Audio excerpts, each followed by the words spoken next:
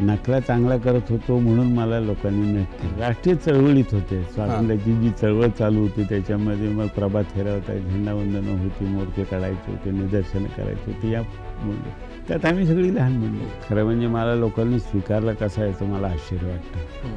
कारण माझी भाषा ग्रामीण होती, त्यामुळे त्यांच्या नकला करणं, ते पोशाख कसे घालतात, बोलतात कसे, त्यांच्या मॅनरिझम्स काय, या सगळ्या गोष्टींचा आपोआपच अभ्यास झाला.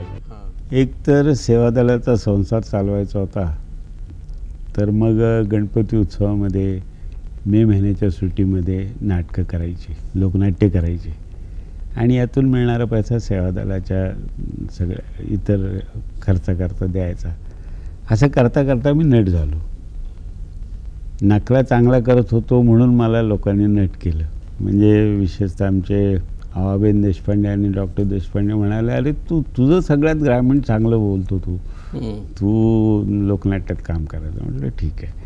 त्याच्या अगोदर आम्ही आमच्या जी खड्डा पटांगण शाखा आहे त्या शाखेवर आम्ही एक निरफरागे नावाचे आमचे मित्र होते, त्यांनी एक लोकनाट्य लिहिलं. ते खूपच असं बटबटीत होतं. सावकार आणि गरीब माणूस असं या दोघांच्या लढाईतलं एक. आणि त्यातही मी पहिल्यांदा काम केलं. त्यावेळेला मला वाटतं 15-1 वर्षाचं मी असेल. आणि यातून खरं म्हणजे मी यात पडलो. नट व्हावं, आपण सिनेमात जावं किंवा व्यावसायिक नाटकात भाग घ्यावा असं काही, ती प्रसिद्धी, ती कीर्ती, तो पैसा काय तसं त्यावेळेला नव्हतंही म्हणा. त्यावेळेला विशेष काहीच नव्हतं. पण तुमचं काही गावातलं वातावरण राष्ट्रसेवा देईल का? हा, संपूर्ण आमच्या लहानपणापासून या चळवळी चालू होत्या.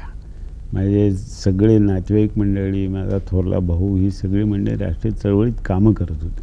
म्हणजे प्रत्यक्ष गांधीवाद किंवा असं स्वरूप नाही, राष्ट्रीय चळवळीत होते. स्वातंत्र्याची जी चळवळ चालू होती त्याच्यामध्ये मग प्रभात फेरा होता, झेंडावंदनं होती, मोर्चे काढायचे होते, निदर्शनं करायचे होते. या त्यात आम्ही सगळी लहान मंडळी.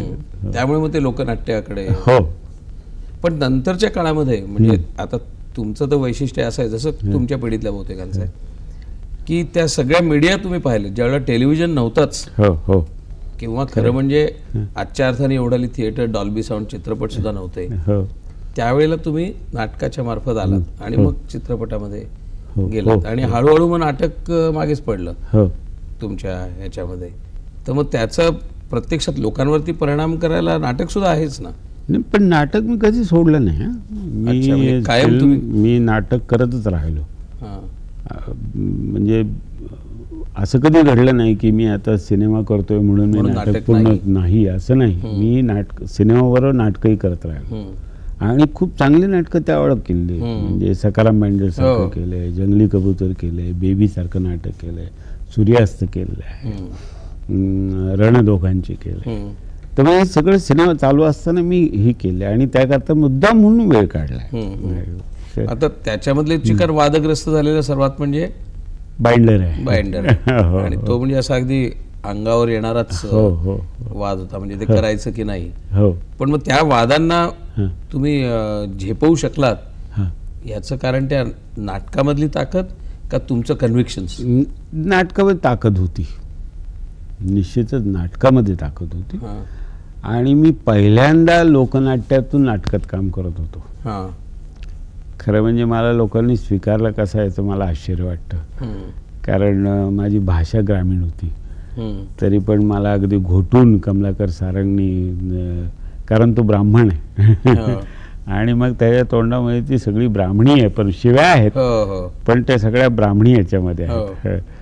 तर हे सगळं घोटून घेतलेलं होतं.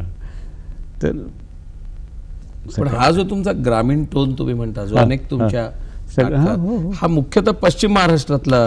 अगदी खरं. त्याचं काय कारण म्हणजे तुमचा वावर तिथला आणि जी सगळी पुढारी मंडळी पाहिली ती पश्चिम महाराष्ट्रातली पाहिली. गाव पातळीवरून तालुका जिल्हा पातळीवरची जी मंडळी होती ती सगळी पश्चिम महाराष्ट्रातलीच. राष्ट्रीय चळवळीच्या निमित्तानं, सेवादलाच्या निमित्तानं ती त्यांच्या अवतीभोवती योगाला फिरायचा.